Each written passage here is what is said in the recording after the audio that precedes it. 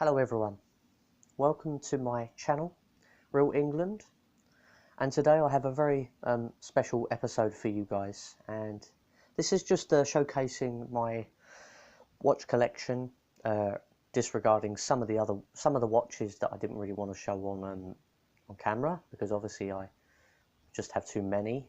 I could show you a handful of them. Well, here's one of interest that may impress you a little bit. This is a Shaw's watch, which I obviously bought off of Amazon, the good old Amazon, which is obviously a great place for buying watches and all other manner of tech. And obviously the wrist strap works as, you've obviously got the X there, so that would obviously mean you can untake and you can literally take out the links with a pin. If you want to adjust it to a smaller wrist, I'll give you a little look what it looks like on the wrist. I think we already know how it looks, or how it's going to look. So obviously it can pinch your skin, so you have to be extremely careful. So, and obviously it's as good as that. There we are. That's one watch. I'm not going to put every single watch on my wrist, but just gives you an idea of how it works. And then it just pops off like that, and voila, there we are. Put it all back together again, snap snap, and there you go. That's the Shaw's watch. It has obviously a backlight, we know about that. What else can I show you? Okay, obviously we know what this is. It's a stopwatch. It's on most sports watches, and you stop it like that, and then you would obviously reset it like that. And then obviously you have an alarm. We're not going to do that because we know how it works. And I believe it's 11:56 AM on a Wednesday. And I am going to move that one out of the way, and we're going to bring in another watch, of course. And this watch is a new watch which arrived today. This is a Wader watch, Wader sports watch. It's obviously copying a watch from Diesel. I don't know what the Diesel watch it's copying, but it's definitely copying a Diesel watch. Let's try and get up close and personal with it and see if it focuses. I don't think it will focus, because obviously doing this on a mobile phone, and can have trouble trying to focus. But that's the Wader watch, obviously. Nice stitching, red stitching.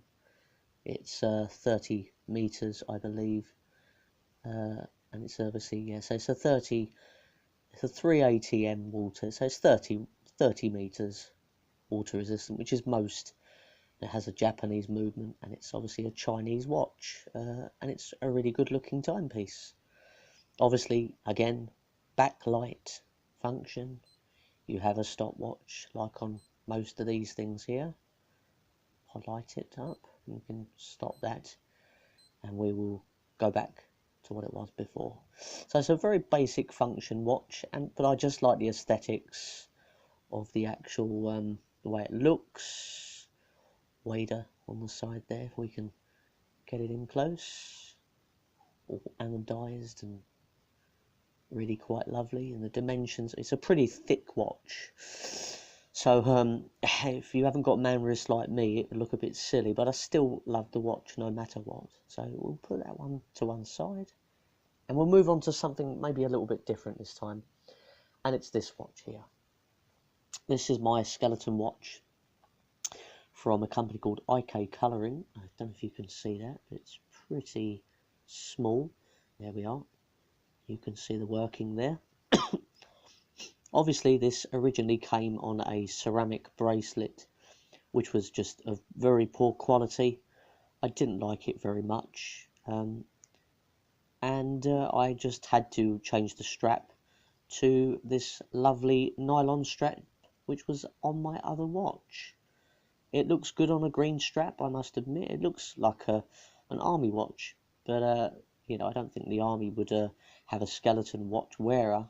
I think they would use it more for function. This is quite a fragile watch, but it still tells the time really well, and it's quite reliable when it comes to time. And obviously you have the mechanical winder there to obviously top up the main spring inside the unit.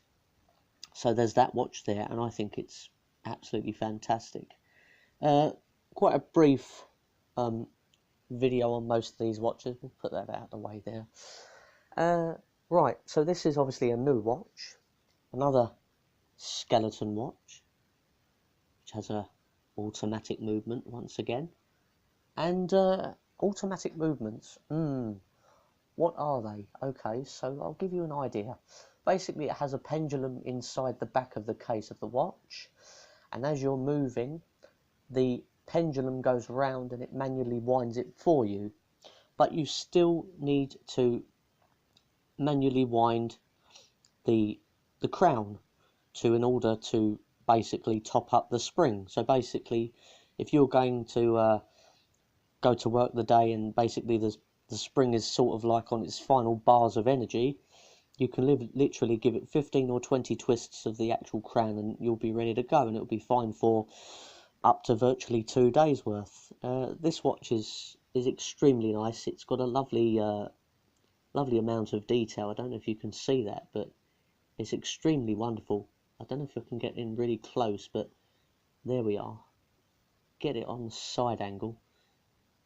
Can you see the crown spinning there? And the old second hand going round. It's a fabulous watch. I think I paid something like £39 for it, and I think it was worth every penny. But yeah, there's that watch there, and it's by a company called Yaoi, which is basically either a Chinese or a Japanese watch. But I think more often than not, it's going to be Chinese. And there's that watch there. Now, we're coming to basically the end of our review here. And here's another Wader watch. And Wader makes some excellent watches. And this watch has a little nifty function. It's more of a novelty. It has a rotating radar. Apart from that, it doesn't really do anything else. It has glow-in-the-dark looms. The hands don't glow in the dark, which is a bit of a shame, but it's mostly used for, obviously just telling the time. It's just a pretty watch, and that really is about it on that one. There's not much to tell you on that one.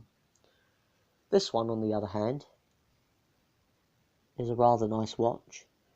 This is by a little-known company in China called MG Okina, and they do some really fabulous timepieces, especially skeleton watches. And these hands do glow in the dark, like the other two skeleton watches I just showed you. And it has a really lovely chrome finish case, and the little leather strap is fab. And I don't know if you can see in the back of there, but it looks extremely beautiful. Most of the cogs on show in the back are only for, they're mostly just for like prettifying it up, It's not actually meant for anything else. But it's a beautiful watch. It's a stunning little watch, really. And I mean, I paid £22 for this watch. And I just think it looks amazing. Anyway, we're coming to the end of our little review, and we have something a little bit different. Ta-da! It's copying some other companies by a company called Ohm, which is a very small Chinese company which make very nice watches. It's a 3 time zone watch. Looks more expensive than it really was, but I paid something like £15 for this watch, and it has 3 dedicated timers. Obviously our time, I think that's Russia, and I think that might be Poland I've set it to, but it's not a bad watch for what it is. It's pretty thick. It's not waterproof, I don't think. I think it's more of a fashion watch. Anyway, enough of that one. We have something rather different here, and I think this is my favourite watch.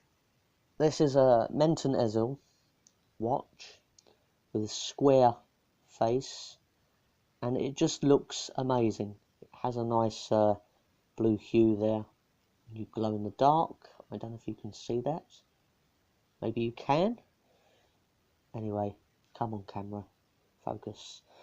You've got blue dials, you've got alarm, you've got stopwatch like as before, but I'm not going to show you how it works, as I think you already know. The blue detailing on the pin there really adds to a bit of quality. Even the branding on the bracelet, like on the Wader watches that I didn't show you, the branding on the bracelet, but they are branded, which is rather nice touch, a sign of quality. Anyway, moving on finally to a Naviforce watch, which is rather smart. Quite a lot of fingerprints on the front there. It's got a very good backlight on this at night. You've obviously got London, you can change those places to China, Moscow, and literally you've got an alarm, you've got a stopwatch with a little man running there. I don't know if you can see him running away. But anyway, he runs all the time, and we can just basically come out of that, and we'll go back to what it was. And that is it, guys. It's lovely showing you the watches. I've hoped you obviously enjoyed this little video that I've compiled for you guys out there in YouTube land. There'll be more videos to follow with further reviews and updates of new watches that are going to be on my channel. And for further videos, subscribe to my channel, which is Real England. You will find me there. And whoever subscribed to me, spread the word about me, and I will keep on uploading new material for you guys. Thanks a lot. Bye.